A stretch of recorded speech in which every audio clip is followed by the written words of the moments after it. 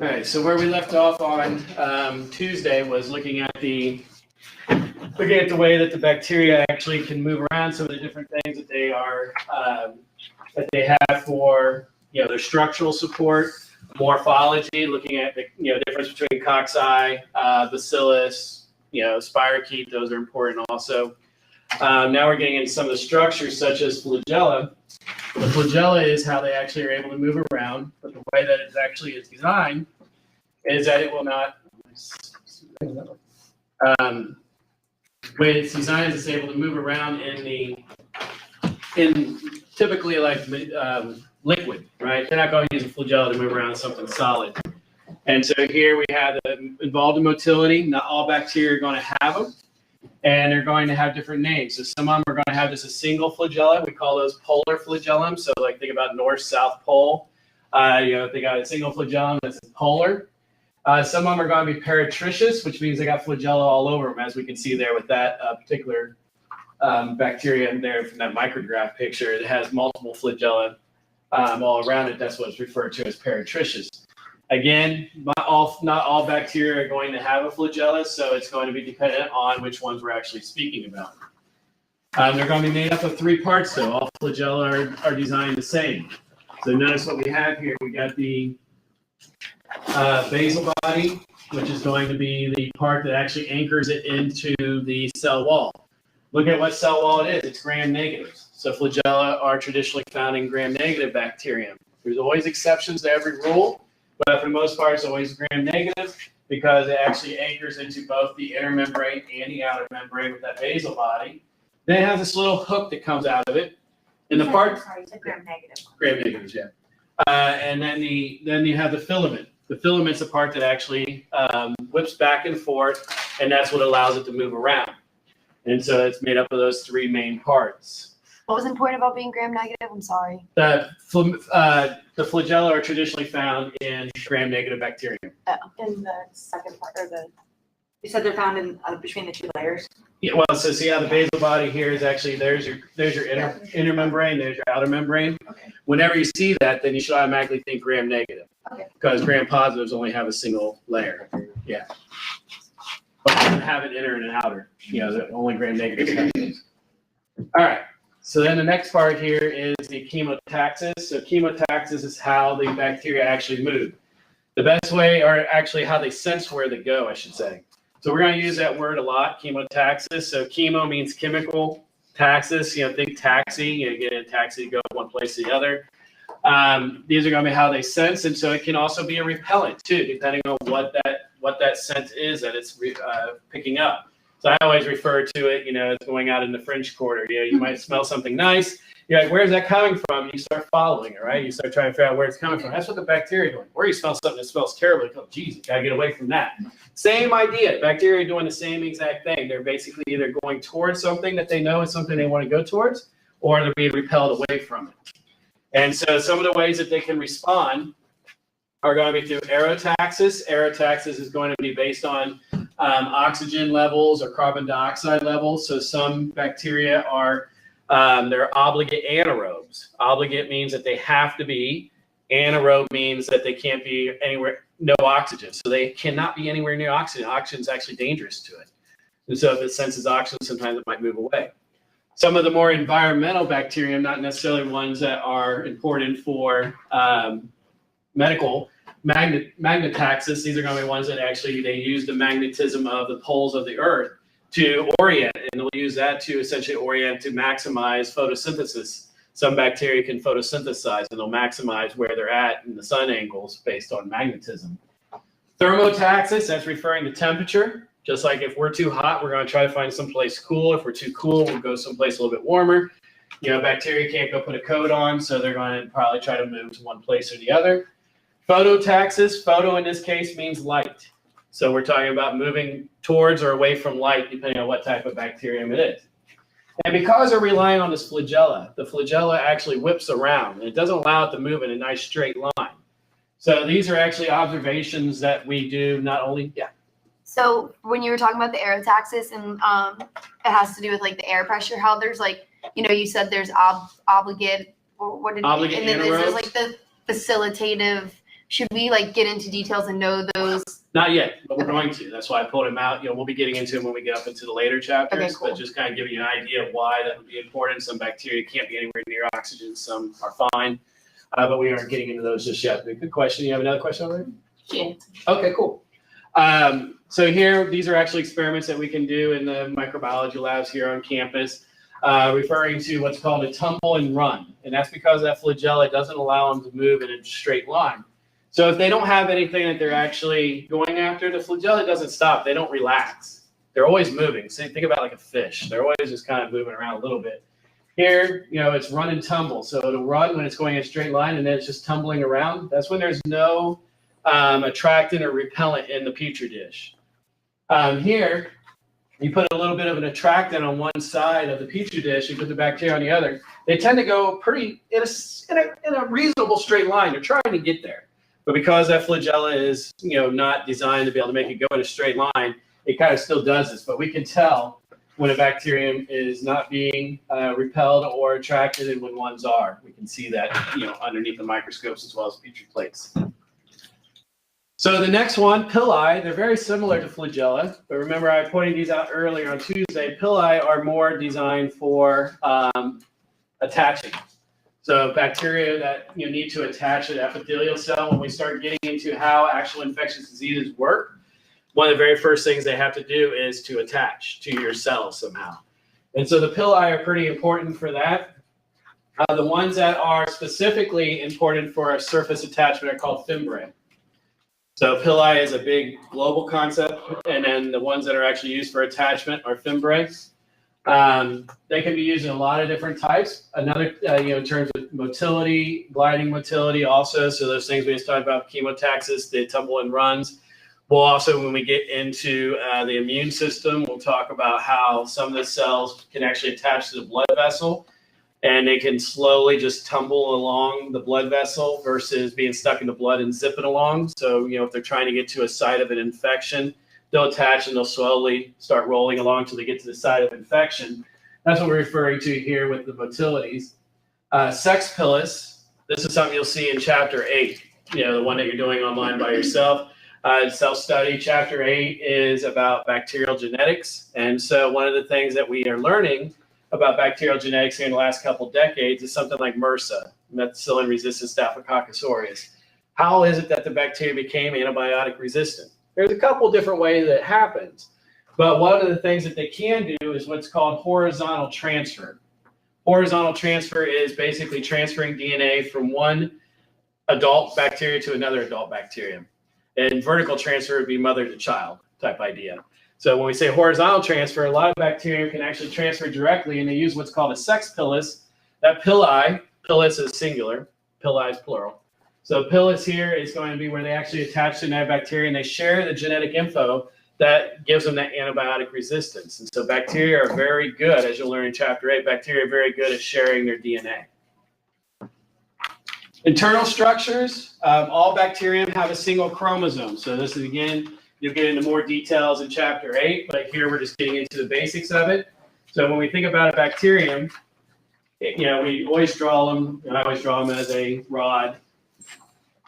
But when we have that rod, we're going to have just one single circular chromosome. There's no linear ones like you learned about for humans and eukaryotes, where we have linear chromosomes and multiple copies. Doesn't matter which bacterium you are, you have one single chromosome. We call that the genomic DNA, so the gDNA. This is the DNA that the bacteria needs to survive. Whatever it needs day in and day out, just the information it needs to be alive, is found there on the genomic DNA. The other DNA that it has is extra chromosomal, and it's what we call plasmids. And bacteria can have hundreds of plasmids. A lot of the plasmids are going to be exactly the same. They're going to be redundant, and they keep multiple copies.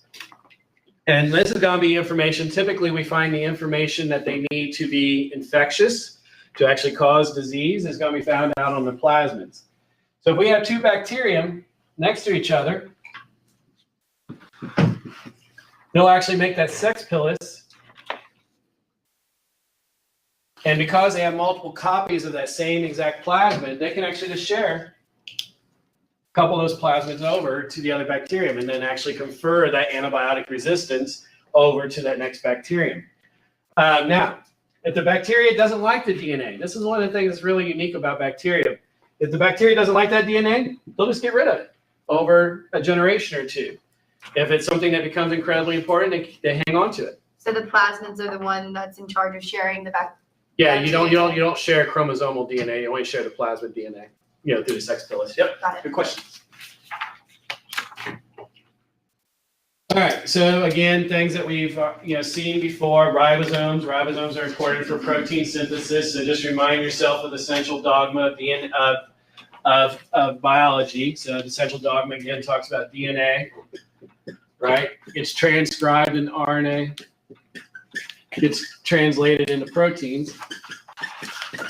And so the process here is going to be that the DNA gives a message. The message is the RNA. The message then gets translated into a protein. And that's going to happen inside the ribosomes. That's going to be where the proteins are actually being produced or synthesized. We call them based on their size. So there's a person that came up with this idea of how to actually size ribosomes, and he called them a Svedberg unit. So it's based off his last name. So don't get lost in that name. That's just his last name. And we use the unit S. This is important, especially when we get to the antibiotics and different medicines. We'll talk about how some of them actually target the different ribosomes. Prokaryotic ribosomes, so bacterial ribosomes, have a weight of 70 S. And both eukaryotic and prokaryotic ribosomes are like a sandwich. There's two pieces that come together. In a prokaryotic ribosome, they have the 30 and 50 S. In eukaryotic ribosomes, we have an 80, and it's a little bit heavier. I think the one side is either 40 or the other side is 60. But ultimately, the ones that are more important medically are going to be the antibiotics that only target the 70S. So again, when we get to that chapter, one of the things that's important about medicines are that we want to make sure that the medicine is not toxic to the person that we're giving it to. Otherwise, it's useless. Great. I can give you any kind of medicine. It'll kill the bacteria, but it might kill you too. So we need to actually have something that targets just the bacteria. And so that's why penicillin's good. It targets the cell wall, the peptidoglycan layer. But in this case, sometimes penicillin doesn't work, so we have to use stronger medications. Some of the stronger medications target that prokaryotic ribosome versus the eukaryotic ribosomes. And so it's important to know there's a slight difference between the two. Cytoskeleton, this is just the internal protein framework. This is how it holds its shape. So how is it that a coccus is always circular? How is it that the bacillus are always rod-shaped?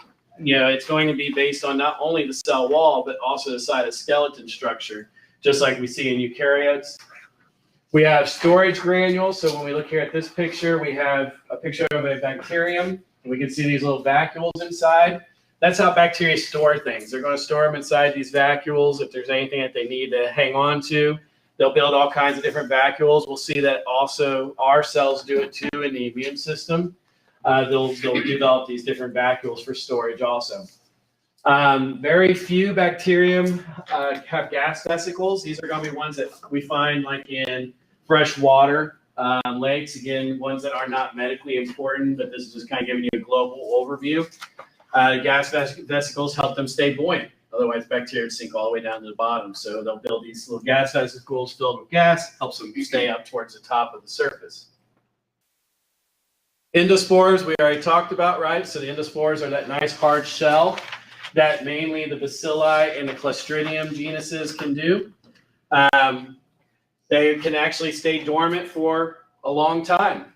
We've actually only been able to test up to 100 years. But we're actually realizing that endospores may be the reason for some of the quote-unquote curses that the Egyptians believe in sometimes. For instance, when they opened King Tut's tomb back in the 1910s, everybody that was part of the expedition when they opened King Tut's tomb within a couple of years died. And they're like, oh well, it was cursed. They should have never gone in here. Well, the reality is it was probably endospores. And when they opened up that chamber that hadn't been opened for a couple thousand years and breathed in that air, they brought endospores into their lungs, open into infection. This would be before antibiotics, before understanding diagnostics, and they would have died. Well, of course, if you didn't have any other explanation, well, it's probably cursed, right? They probably should have never done it. So we're realizing that endospores probably actually can last a lot more than 100 years, but scientific research, we've been only able to store them for that long. Extremely resistant to heat. Desiccation, so when we use desiccation, that means drying out, so basically dehydrating. Chemicals, ultraviolet light, boiling water, very hard to get rid of endospores. In the next chapter, we'll talk about what's called an autoclave. Autoclaves are the only way to really get rid of those endospores. Using pressure also, exactly. So sporulation, how does it actually happen? Well, how they actually form these endospores. They're either in their, let's say they end up getting like some sort of limitation. They're starving. So this is a protection mechanism for these two genuses. They're going to go into starvation mode, and it takes about 8 hours for it to ultimately make an endospore and go protected. That's good for them. You don't want it to be a long, drawn-out process, or they might die along the way. So it's a pretty quick process in the grand scheme of things that they can go make an endospore within about 8 hours.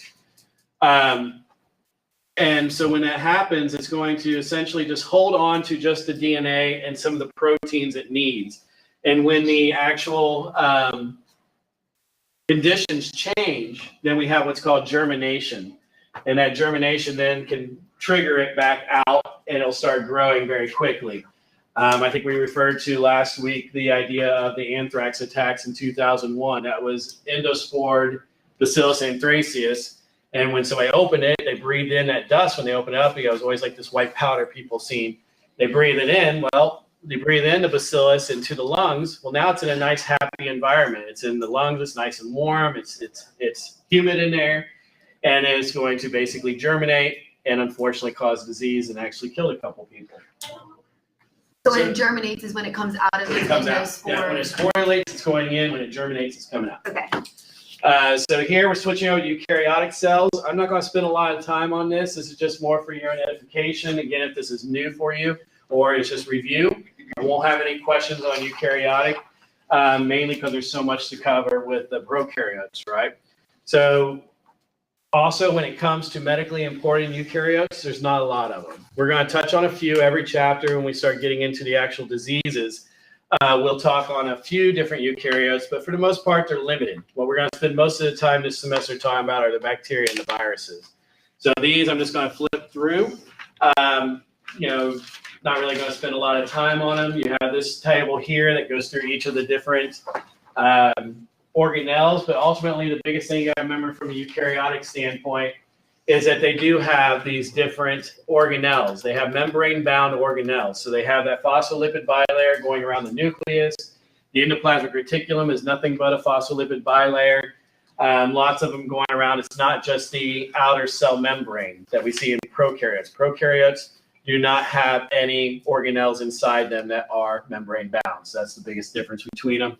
We have this also as comparing, contrasting eukaryote and prokaryote. So make sure you understand the differences, at least from a very basic level, of between the two different styles. That plasma membrane is the same between both prokaryotes and eukaryotes. You have the phospholipid bilayer, again, that fluid mosaic model that we've seen where the proteins are actually floating around on the surface. We're going to talk about something called receptors and ligands. So on that surface is going to be receptors. And so these are going to be proteins. Receptors are typically proteins. And the way that I like to draw them is kind of like a line. That line's referring to that it's going through the membrane. And then it has this little basket on top.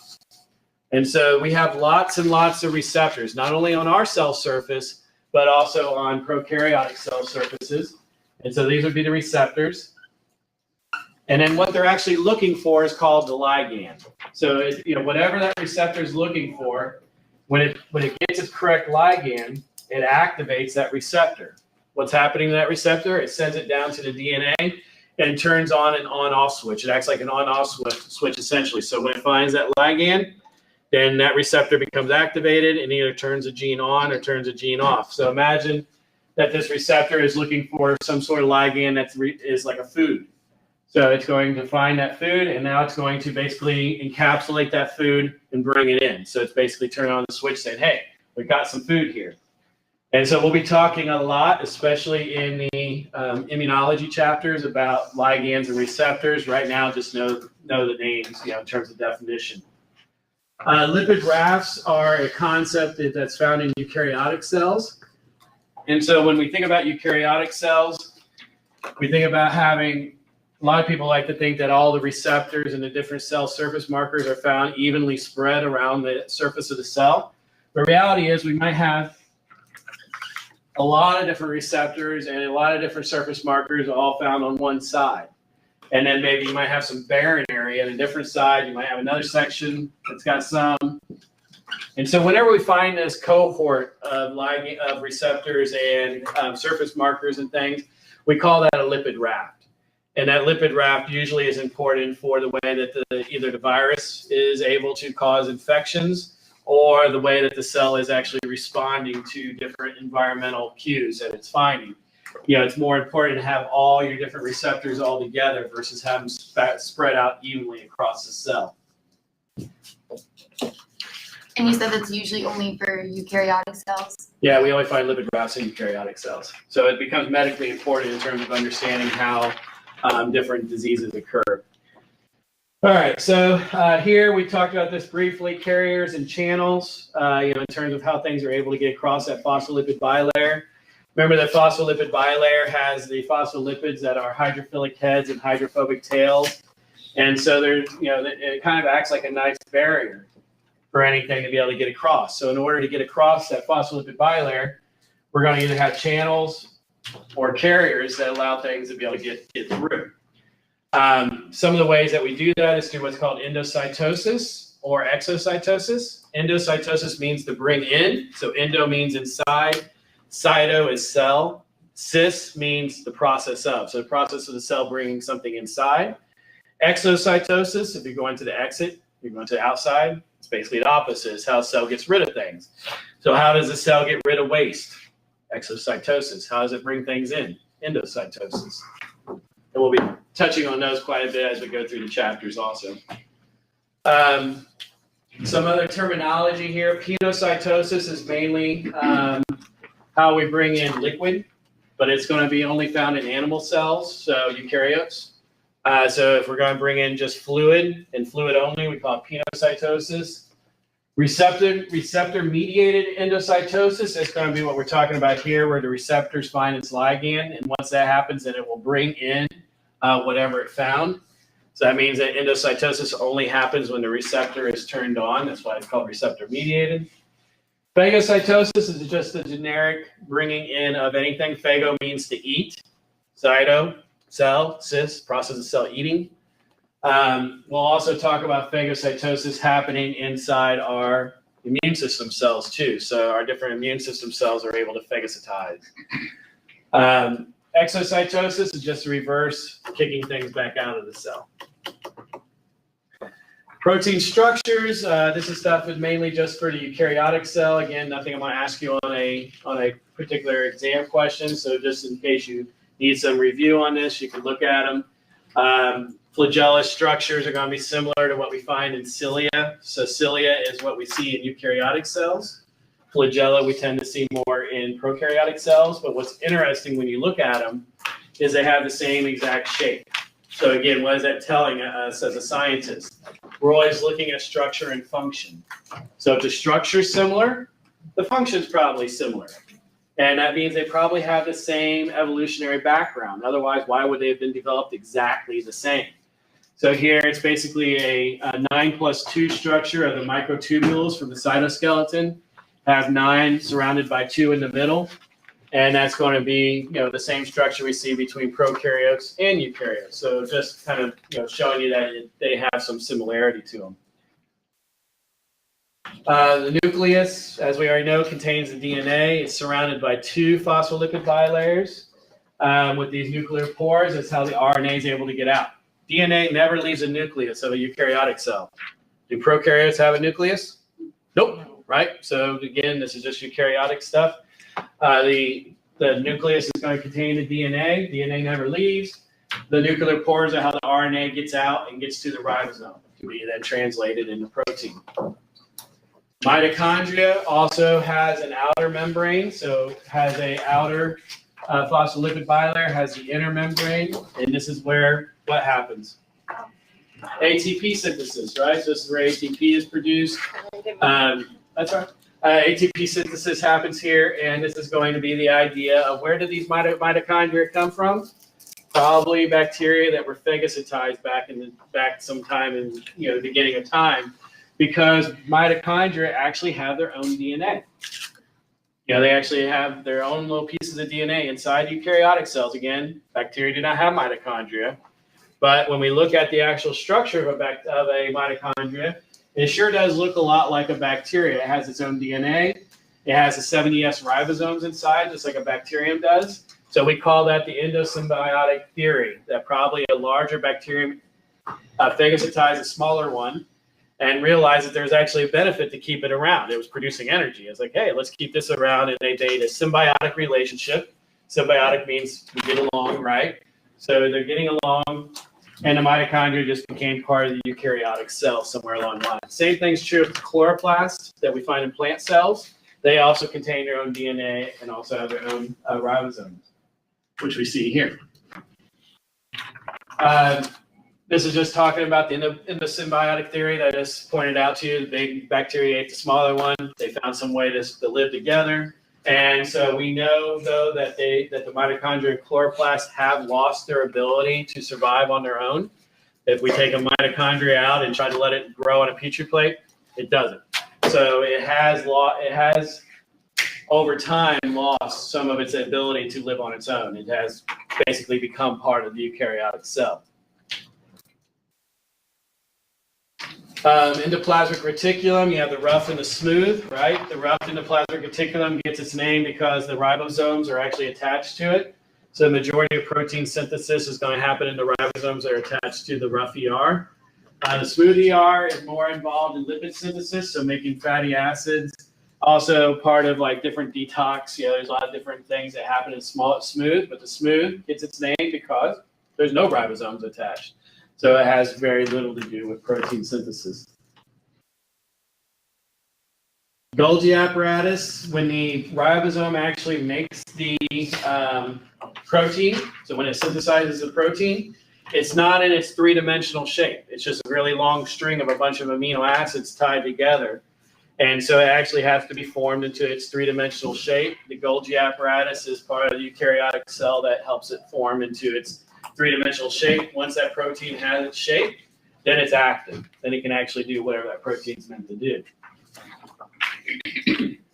Lysosomes, these are important for how our body's able to break down different infectious agents. Also, as I pointed out last time, that I like to think about infectious diseases like a strategy game. So what will happen here is the lysosomes inside a eukaryotic cell will have a lot of nasty chemicals in them that can break down and destroy bacteria. But we don't want them to get out into the general population of the eukaryote, right? Because it would kill the cell. So we have our nucleus here, surrounded by the endoplasmic reticulum. Out here in these little vacuoles might be the lysosomes. And so they're going to have their own little space that keeps those chemicals nice and protected inside that phospholipid bilayer. Each time you draw a circle like this, you're referring that it's got a phospholipid bilayer that's surrounding it.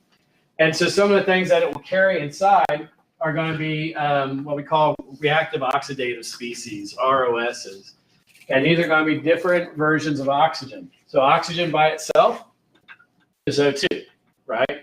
Water by itself, H2O. So by themselves, they're not toxic at all. But what is it when I have H2O2? What is that? Anybody know? Hydrogen peroxide. Now that's toxic. You add an extra oxygen on, it becomes toxic. If I added a third oxygen on there, it's called superoxide. If I add just O3, that's ozone. So ozone's also toxic. There's a lot of air filtration equipment that uses ozone as part of its way to keep your air clean. So what's actually found inside these lysosomes lysosomes are going to be a lot of those type of chemicals that when they actually come in contact with the bacteria, destroy them. And so one of the words that we see on a slide before, and I knew this one was coming up, so that's why I skipped over it, is that when we phagocytize, so we got a bacterium that comes up to the cell will actually phagocytize it. Now that bacteria is stuck inside this little vacuole. That vacuole is called a phagosome. All right, so now the bacteria is in there. Well, the bacteria is just stuck. It's not going to do anything. What actually has to happen is this lysosome will bind to that phagosome. And now it gets a really long name called a phagolysosome, because now you just combine the two together. And at that point, it's nice and protected. All the chemicals that are inside the lysosome start chewing up the bacteria in a nice controlled way. It's not inside the cells, inside the cytosol or anything like this, where the cell would become toxic. It's actually going to be trapped inside that phagolysosome. And then what's the cell going to do with it? It's going to exocytose it, get rid of it. So that's how some of our cells, especially our immune system cells, are able to fight off bacterial infections and viral infections too. But as I said, it's a strategy game. So some bacteria actually have the capability of blocking that fusion of the lysosome and phagosome. So we'll talk about things like chlamydia. Chlamydia is very good at blocking that, and therefore it's able to survive and cause disease.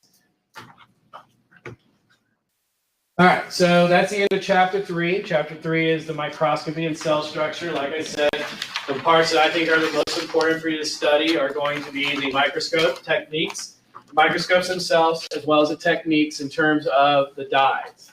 Know the difference between differential dyes and structural dyes. All right, because differential is going to put us in different categories. Structural is actually just, looking to see if a particular structure exists. Morphology, the different shapes, coccus, strep, staph, the ones that we've seen there on those few slides. Bacillus, spirochetes, what do they mean when you see those names? Because we'll be hitting them a lot as we keep moving forward. Cytoplasmic membrane, mainly focusing on the cell wall. Make sure you understand the difference between gram-positive and gram-negative, because we'll be talking about gram-positive and gram-negative bacteria quite a bit.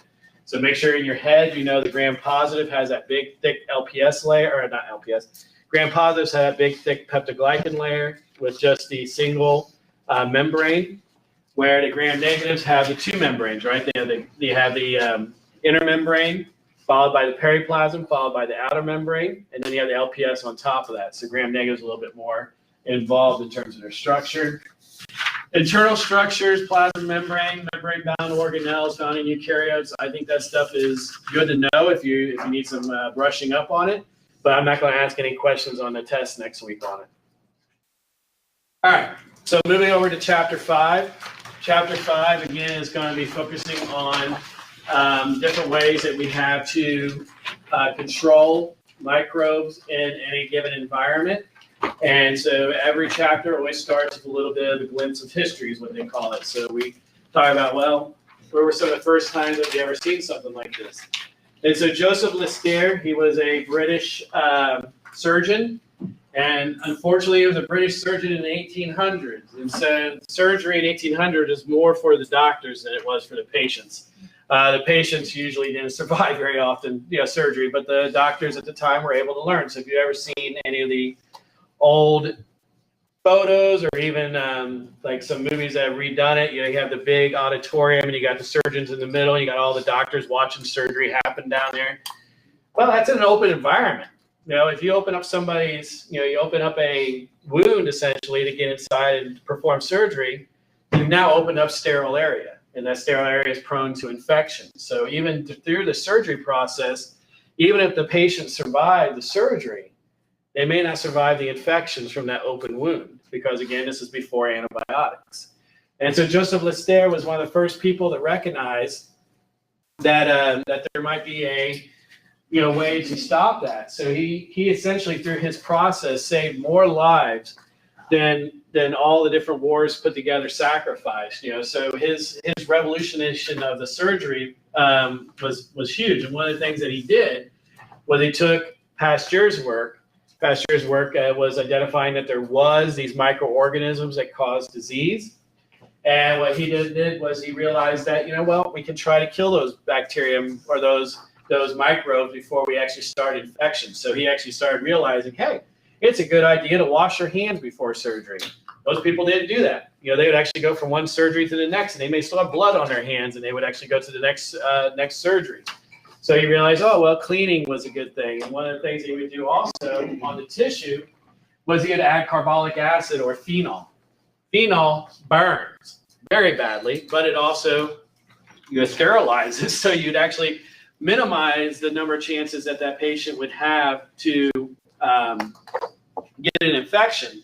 But this is also before anesthesia.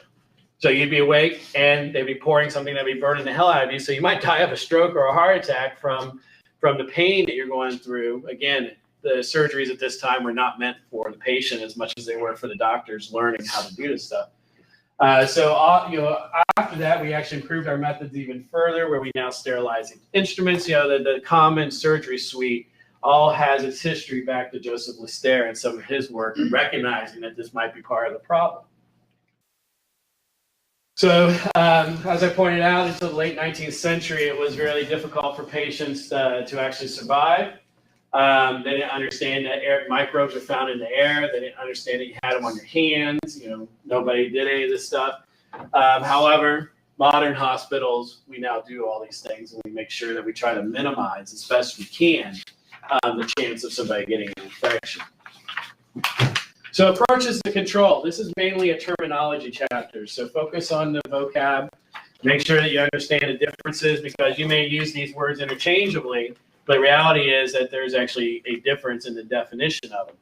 So when we use the word sterilization means that we're removing all the microbes. There will be no living microbes at all, 100% clearance. So we like to think of things being sterile, like our surgery equipment, right? We don't want to have our surgery equipment having anything on them. So sterilization is going to be free of all microbes, including the endospores and viruses.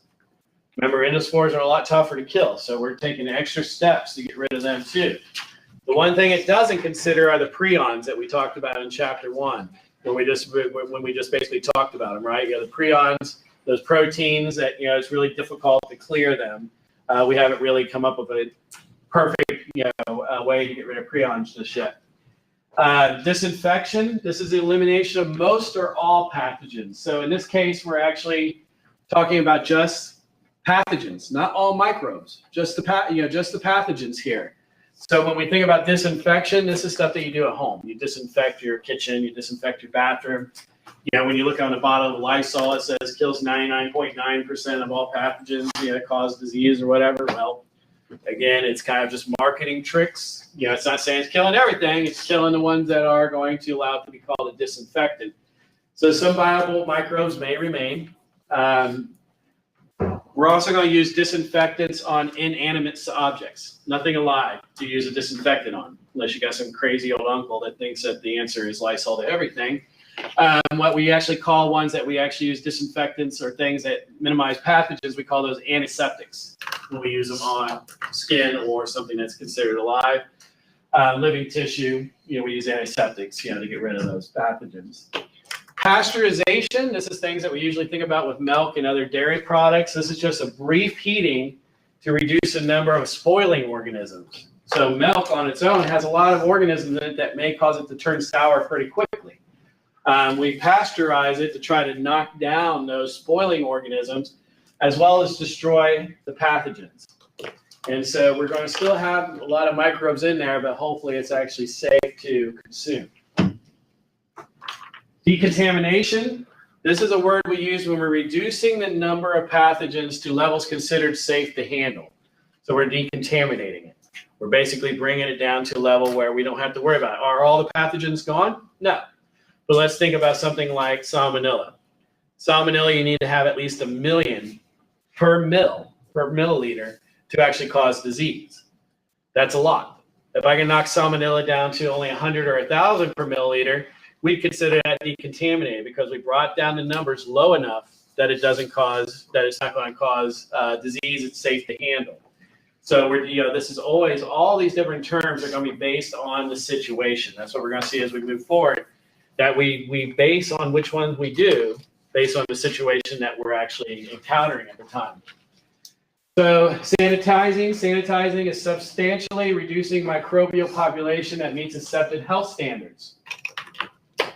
So again, depending on where we're at, sanitation, levels are going to be different in the lobby of a hospital than it is in the surgery suite, than it is in the patient, rooms and everything in between. They're all going to have different health standard levels that they need to meet. And then preservation or preservatives essentially is the idea. You add preservatives of food to help, allow the food to last a little bit longer. Process of delaying spoilage of food and other perishable products. What is the spoiling being caused by? Microbes. Microbes are doing that. So essentially, preserving it in a way that keeps it from happening. A lot of times we add salt, so like jerky, meat, and whatnot, dehydrating it as well as salting it, is a good way to preserve it. Canned food, pickling, things like this is all old, still ways that we do things, but the original ways that we used to preserve foods at the time. So there's some terminology here also. Bacteriostatic. When we use the word bacteriostatic, bacterial obviously means we're only talking about the bacteria, right? Growth inhibiting. Basically, when we make something static, you're making it stop. So you're not killing it. You're just keeping it from reproducing and making even larger numbers. So when we say bacteriostatic, we're saying we're stopping any new growth. Another term that we'll see that's basically the opposite of that is bactericidal. Cidal means we're killing the bacteria. So we'll also see that when we look at antibiotics. We'll see that some antibiotics are bacteriostatic, some are bactericidal. That makes all the difference in the world on how they actually work. So situational consideration, as I pointed out, we use each of those different terms based on what we're actually confronting. You're not going to sterilize your kitchen. That's basically going overboard. It's a waste of time, waste of money, waste of resources. You disinfect it. You might, just clean it a little bit, with some disinfecting agent, but you're not going to go overboard like you would in a surgical suite, right? So it's situational considerations. The different control methods that we use is going to be based on what we need. So here we got some different pictures. We'll start at 12 o'clock with the lady here that's going through food production. She's wearing a lot of different PPE, gloves, hairnet, things like this. She's probably got some sort of, uniform on it. She basically gives back at the end of the day, and they put through some sort of cleaning process. She's dealing with food, so she has to have, an extra level of protection than somebody that may be working at like a sewer and water board situation where you're doing sewer treatment. We have to actually, be respectful of, there's a lot of pathogens and different microbes that are going to be found in sewer, but we're also at the end of the day turning that sewer into clean drinking water again. So there's a lot of different considerations that go into each step of that process. Down here we have a pharmaceutical company. They're all wearing, mouth marks and stuff. You don't want your medicines contaminated. We see that every now and then. Some different medicines get recalled because there's contamination in them. That contamination probably happened, some sort of breakdown at the actual company where they were being made. We have obviously people doing surgery here. And then over here on the left is what we call a BSL-4 facility. We'll see that as we move forward. This is what we call the spacesuits. This is when you're actually working on some very dangerous bacteria. You wear that whole spacesuit situation, and what it is every single part of your body is protected. Those little lines right here is actually putting oxygen into the suit, and it fills up the suit a little bit. You're not big, you're not stuffed like this, but it's got air in there where if you actually did get a puncture hole in the suit, air is blowing out, so it's positive pressure. So that way the microbe's not coming in. It's actually pushing it out also on top of providing you with the air. You got boots on. They're usually double or even triple gloved. There's very few BSL-4 sites in the United States. The closest one's at University of Texas Medical Branch in Galveston. The rest of them, like CDC has one. There's a few others. Very limited because it's incredibly difficult to work with, and so we don't have a lot of them around. So daily daily life. We're going through the different approaches to control now. So your daily life, what do you do just as a person, essentially, living day to day? Well, you wash and scrub with soaps, right? You use detergents. Detergents are going to clean the clothes, or clean the dishes, if you use detergent out of the dishwasher. What's soap doing? Well, soap is hydrophobic, and so it's going to basically mix well with the other hydrophobic things, rip the cell membrane apart, because the cell membrane has those big long tails of the phospholipid bilayer, so it mixes with them really well and rips the whole membrane apart, causes the bacteria to die. Also, aids in mechanical removal. Just scrubbing is going to remove a lot of the microbes. So that's what we mean by mechanical. Mechanical is actually, the scrubbing process. Beneficial skin microbiota. So the benefit skin that the skin cells or skin bacteria we actually want there, they're actually a little bit deeper in the skin layer. They're not sitting on the surface. The surface is going to be where your pathogens are, especially the ones that just landed that are going to try to cause disease.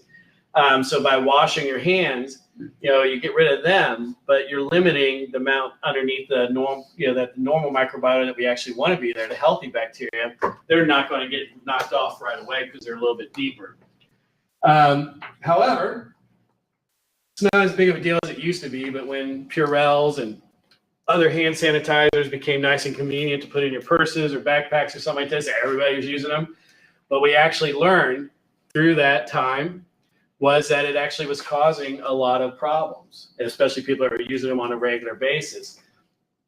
They're now being blamed for a lot of antibiotic resistance. Our body has evolved to live with pathogens, to live with bacteria. So if we're constantly using antibiotics or using these sanitizers, you're constantly keeping your surface clean. You're constantly teaching the pathogens how to get around that, or to fight it, or to actually cause to become even more virulent. And so there's a lot of different research that's been done that, using it on a rare occasion, like, when I go camping, I'll bring some with me, of course, but using it every day, multiple times a day, bad for you. Don't do that. Hospitals, minimize microbial population is very important, right? Because you don't go to a hospital unless you're going to visit or work because you're healthy. You're going there because you're already sick. So we want to keep those microbes at as low level as possible. And so what we call the ones that you catch when you're in a hospital, we call those healthcare associated infections. The opposite of a healthcare associated infection is a community acquired infection.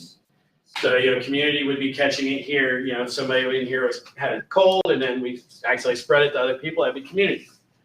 Hospital associated are ones that you catch. You go in for one thing, you catch something else while you're there. And unfortunately, it happens a lot. We're going to talk about a lot of them when we go through the chapters. Patients are more susceptible to infection, obviously, because they're already sick. We undergo invasive procedures like a surgery. Again, once you open up the skin, we've got two chapters that we're going to cover, 22 and 23. It's skin and wound infections. We're going to see one of the biggest problems for acquiring an infection is when you cut your skin open, everything underneath the skin is sterile for the most part. And so you basically open up a big area for bacteria to land or viruses to land and cause disease. Pathogens more likely found in a hospital setting. Why? Because, those of you that want to be nurses, you're going to learn your very first job is wiping butts and cleaning up puke and stuff like this. Well, there's a lot of microbes in that, right? There's a lot of nastiness that's going to be found in there. Most people that are healthy go to the restroom and flush the toilet. Patients that are recovering that can't get out of bed, they're defecating and urinating right there in the bed, in the bedpans and whatnot. So you got a lot of problems there. People are sick, so respiratory droplets, coughing, sneezing, just even talking, you get respiratory droplets that pass by, bodily secretions, all kinds of good stuff. Yeah. Is like MRSA like an example of like a healthcare associated infection, like say like you already had a surgery and then It started in the hospital, but now we're seeing MRSA actually being picked up in the community too. But it is a serious hospital associated one too. But yes, absolutely. So instruments have to be sterilized to avoid introducing infection into deep tissue. So it's going back to the idea of sterilizing the surgical equipment, making sure that everything that's being used that's going to go inside somebody is a sterile. Well, we want it to be 100% sterile, but there's never any guarantee until afterwards to find out if it really was or not.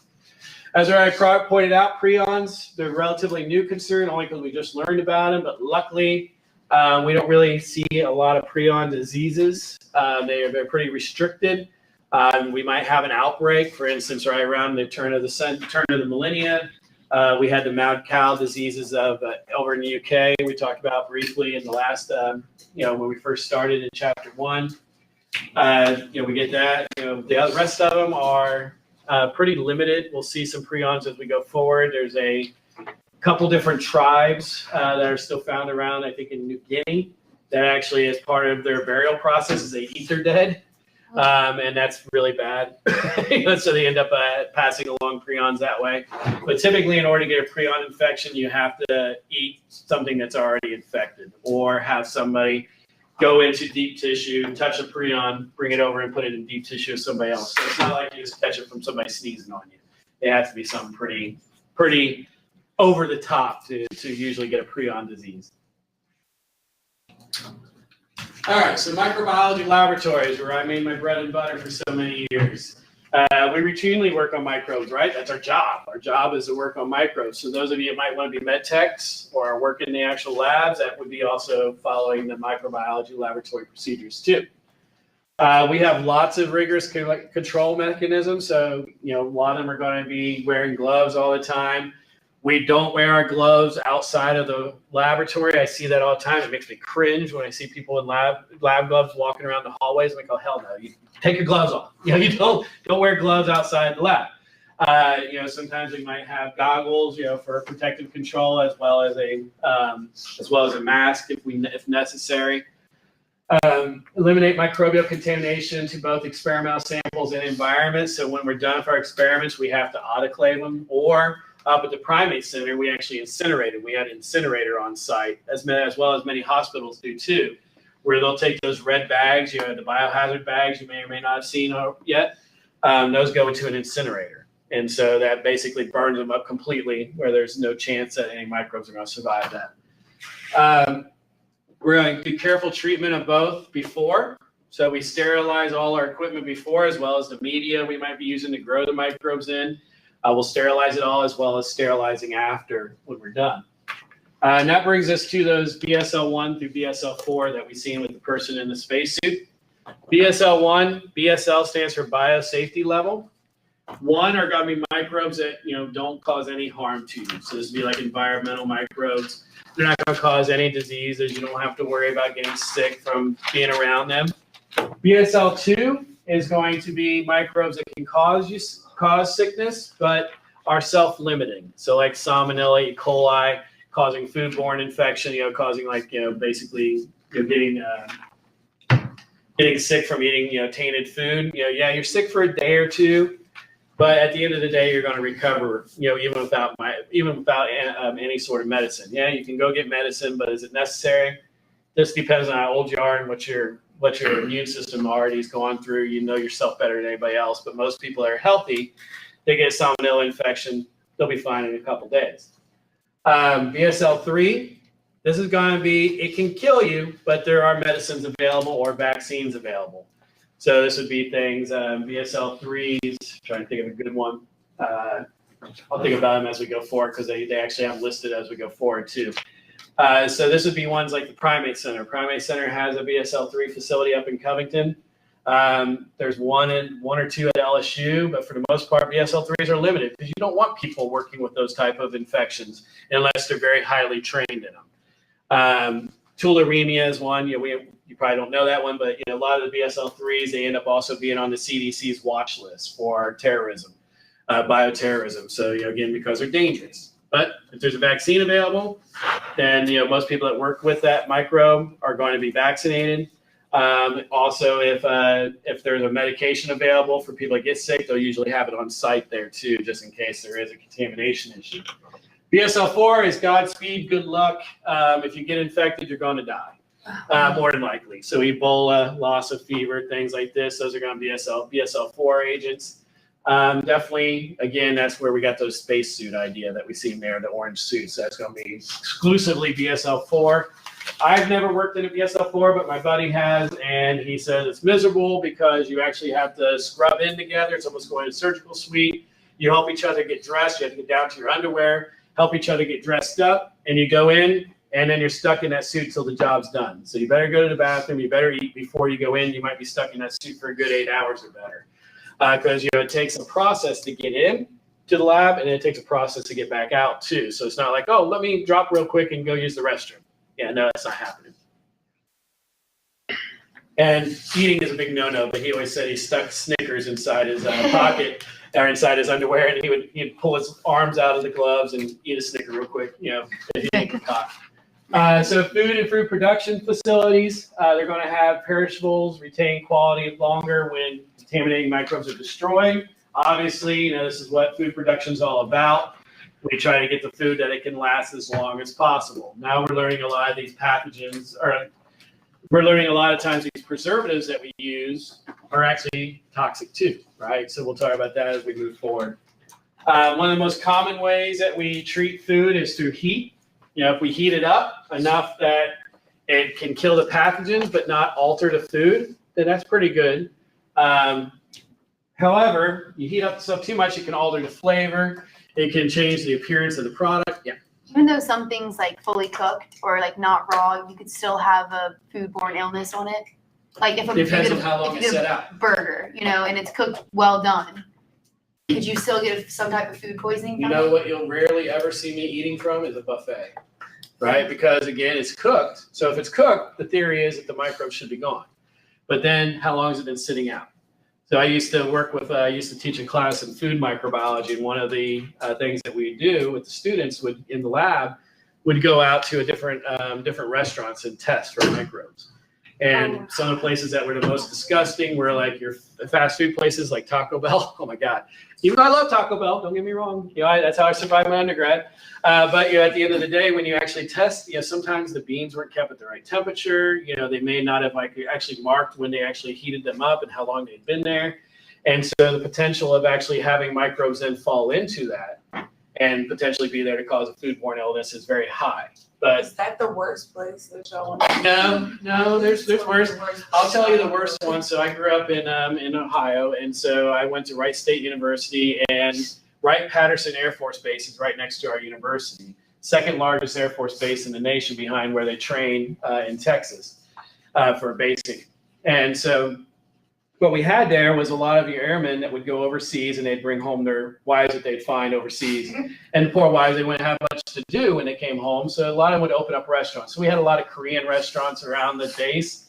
And they would, so we'd go in. One of them that I went into was actually thawing the chickens on the floor of the kitchen. And I was like, oh no, this is they're like, oh, but you're not giving us any tickets, all right, or violations. I'm like, no, we're just here to, we're just here with my students, but holy shit. And they, a lot of them will actually use, so one of the big problems is like rice. Rice is nice and easy to cook, and so you might cook a big vat of it. And so some of these restaurants will actually hold on to it and then reheat it the next day. And then it ends up being problematic because there could be Bacillus cereus and other microbes that get in there. And so, yeah, we actually had a lot of problems with the different Korean restaurants that were populated around the base. So not the fast food. Fast food, because they're corporate owned, they have a lot of restrictions and guidelines, but then you're dealing with a lot of times high schoolers and things that don't care. So using them refrigerating it doesn't help. It's just that heating and refrigerating will slow down growth, but it doesn't stop it. There's actually bacteria. So what did Bluebell get in trouble for? Remember Listeria infections? We're going to talk about Listeria actually grows in the cold. It prefers cold. So refrigeration is never a guarantee. All refrigeration does is slow down the reproduction of the bacteria, the binary fission. But so like I said, the fastest way that bacteria grow every 20 to 30 minutes. Being in a refrigerator might slow it down to once every 4 hours or so, but it's still growing. Otherwise, why does your stuff go bad in the fridge, right? Like milks and things like this. It's still growing. Good questions. I like all the questions. Anybody else got any questions? All right. So food production, the FDA pretty much regulates all this. Chemical additives can prevent spoilage. There's a really good story about this when they first started putting preservatives into food. FDA was like, "Oh, this is great." Well, there was this one scientist there, this one guy that basically realized that some of these additives were toxic. But he couldn't get the FDA to listen to him. There's actually an entire documentary on this that I seen on the History Channel. And so he couldn't get anybody to listen to him. And what he did then was when they went listen to him, he brought them all over for dinner. And he put the additives in high amounts in their food. And over time, they started realizing that all of them were getting sick and they were throwing up and stuff. And he's like, all right, now you got to listen to me. And realize that it's actually the additives that we're putting into the food is actually making everybody in the United States sick. And he actually was able to change the FDA's rules based on basically poisoning people, which, nowadays you get a lot of trouble for. But, at that time, he proved his point. We're going to see that a lot in infectious diseases, is that a lot of the stories are basically people that were very bold and did these crazy things in order to prove that was actually what the infection was caused by, or in this case, the sickness was caused by these additives. So a lot of people, they actually, especially if you're in a holistic eating, people hate chemical additives, right? But they're tested at a pretty good level at this point where it's not a big problem. Facilities must keep their surfaces clean and relatively free of all those microbes. All right, water treatment facilities. When I was taking microbiology as a senior in college, one of our things that we did, we took a trip to the local water treatment plant. I thought, well, what a dumb trip. Who wants to go on a field trip to a water treatment plant? Actually, if you like microbiology, it's pretty fascinating to actually watch all the different levels and how we can actually take all that nastiness that everybody flushes down their toilets, puts in their sink, and on the other side comes out clean water. It's pretty impressive, actually, when you look at it from a microbiology standpoint. So traditionally, we use chlorine to treat the water. Chlorine's really good at killing microbes. However, it can react with other naturally occurring chemicals. Sodium, chlorine come together to make salt. Chlorine comes together with other things and actually makes toxic materials. So we call those disinfection byproducts. And we're actually learning a lot of these disinfection byproducts are linked to long-term health problems. Not necessarily to those of us that aren't working there, but people that are exposed to it every day, working in places like this, they end up having health problems over time. Some organisms are resistant to chemical disinfectants, and so we actually add on ultraviolet light too. So we'll do not only chemical treatment, but also add on ultraviolet. One of the other problems is chlorine is actually going by the wayside. Chlorine by itself is very dangerous, and so Sewer and Water Board actually brings in, so you all know where the treatment plant is on Claiborne. They're right on the Jefferson-Orleans Parish line. They actually bring the chlorine in by rail. If there is ever a terrorist attack or just a major disaster problem, that chlorine would actually kill a lot of people around the uptown area. And so now we're not the only ones that do it. Almost across the board, people use chlorine in their different municipalities to clean the water. But now they're realizing that chlorine is actually pretty dangerous, especially because of these byproducts too, that we're actually switching over to new chemicals. And so they're actually in the process right now of switching away from chlorine. So chlorine's not going to be the one that they use as much anymore. So regulations require facilities to minimize those byproducts as well as Clostridium parvum. This is just a little, what's the best way to think about it? Like the little canary that miners used to take down with them. If you ever heard the story, miners would take canaries down in a cage with them. And if the canary died, then they knew to get the heck out of the mine because there was something toxic in the gas or the air that was actually causing them to die. If you got Clostridium parvum in your water after it's already been treated, you probably got other problems too. So instead of testing for all of them, they use that as the canary bacterium to basically determine if there's a bigger problem, if like the treatment didn't work. So over at the Sewer and Water Board, they have a microbiology lab, and they have technicians in there that just on a regular basis, like every 10, 15 minutes, are testing the water to make sure that the water is still staying clean. Pretty boring job, but important.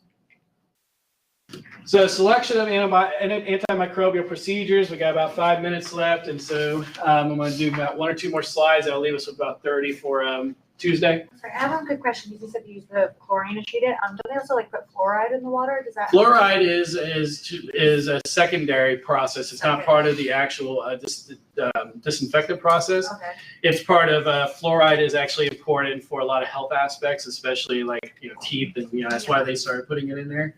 They added it in there, but now a lot of municipalities are doing away with that because there's a lot of adverse reactions for some folks. So when it was a good idea, that's what we'll learn a lot too through all these chapters. It's like every now and then you have a really good idea, and over time you realize it was a really terrible idea. And so fluorine is one of those other things. Fluoride is one of those other problems too. All right, so selection of antimicrobial procedure. As we've already been harping on, you select based on what's the most important for what you're actually doing. You're not going to go through all the hoops and hoopla for your house versus if you actually were working in a hospital. So ideal method does not exist. There's no such thing. It's going to be whatever the best options are. Each has its drawbacks and procedural parameters. We'll talk about each of those as we go through, probably finishing them up on Tuesday. Choice depends on numerous factors. Type and number of microbes. What are we actually trying to clean? What is it that we actually know is there? And again, there's no answer. It depends on the situation. Environmental conditions. Are we doing this inside, outside? Are we dealing with people coming in and out? Or, so it's going to determine what we actually need to do there. How hot is it? How cold is it? What is it humid? Is it not humid? All these are going to play a role. Risk of infection. I'm not worried about the environmental bacterium. I'm worried about the pathogens, right? So we're going to worry about, is there a serious problem here? Are we worried about an infection happening? If not, then, we don't really need to worry about going overboard with the cleaning process. And then the composition of what we're actually trying to clean. Metals are going to be different from plastics, are going to be different from wood, different from, whatever else, type of composition of you can come up with. Each one's going to have its own way of cleaning. So most labs will have a person in charge of the SOP. SOP stands for Standard Operating Procedures. So every hospital, even here at Delgado, we have an environmental officer or an environmental safety officer. They get different names based on where, who hires you, but they're pretty much the same person, same idea of what they do. Their job is to be in charge of all the standard operating procedures. These procedures are there because if you quit your job and we hire somebody new in, they should be able to get trained up as fast as possible. So we have these procedures available for basically turnover of employees, as well as ensuring that everybody follows the same process for everything that we do. And so what we'll do over the next, finishing up on Tuesday, we'll be looking at the different processes in terms of the points that they need to consider, as well as I'll just finish up. Yeah, I think we're finished. So we'll go ahead and finish now. If you have any questions, come up and see me. If not, we'll see you on Tuesday. Like I said, test is next Thursday, so make sure that if you haven't actually started studying, make sure you get some studying done this weekend. If you have any questions, I'll be available by email all weekend, so shoot me email questions. I'll be more than happy to answer as much as I can. Yeah.